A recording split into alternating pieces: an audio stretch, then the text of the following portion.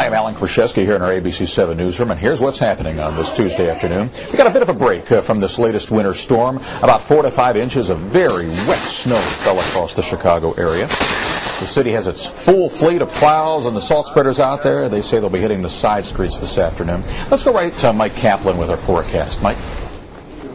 Alan, any additional snow that comes down, with the exception of northwest Indiana, is going to be on the light side. A couple of flurries around.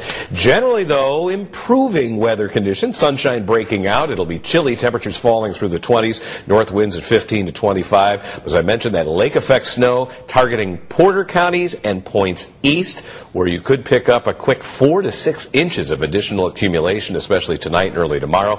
Partly cloudy elsewhere. Lows between 8 and 17, with wind chills pretty close to 0. We'll look at the 7-day here real quick. 25 tomorrow despite the sunshine. Thursday night to Friday, a clipper gets us with a couple of inches of snow Thursday night. Then over the weekend, temperatures warm up such that most of the next precipitation maker will be liquid and not frozen. Alan? Gotta like the sound of that. All right, Mike, thanks. We'll see you later. Well, there's a college on lockdown in Virginia. Now, this is the campus of Ferrum College. It's near Roanoke.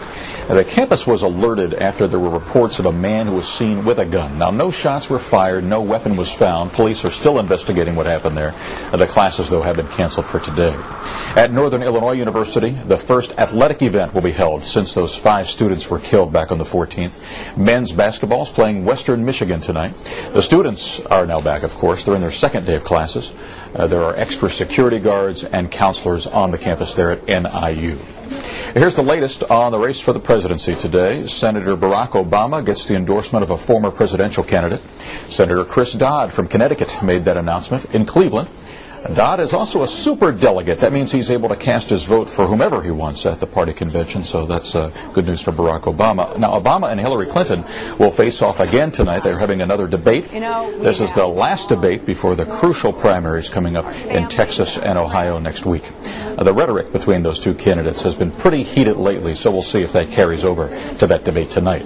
Now, over on the Republican side, Senator John McCain quickly retraced his words on Monday. He initially told reporters that he must convince the nation that U.S. policy in Iraq is succeeding, and that if he can't do that, in his words, then I lose. Well, a moment later, he said he'd like to retract that losing part, but he still believes that how people judge him is tied to how they judge the effort in Iraq.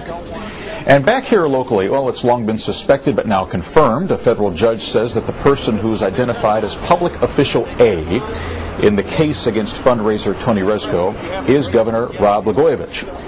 Prosecutors claim that the Blagojevich campaign was to benefit from Rezko's attempt to extort $1.5 million from a donor. The governor has not been charged with any wrongdoing. More news after this.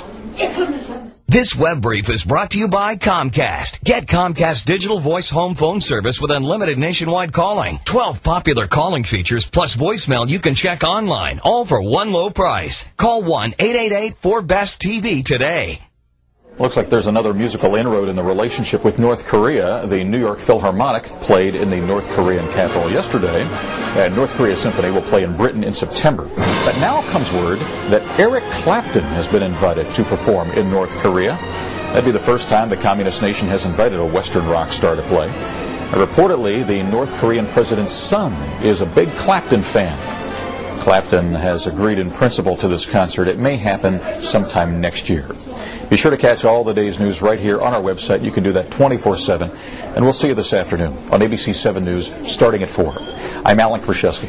Have a great day.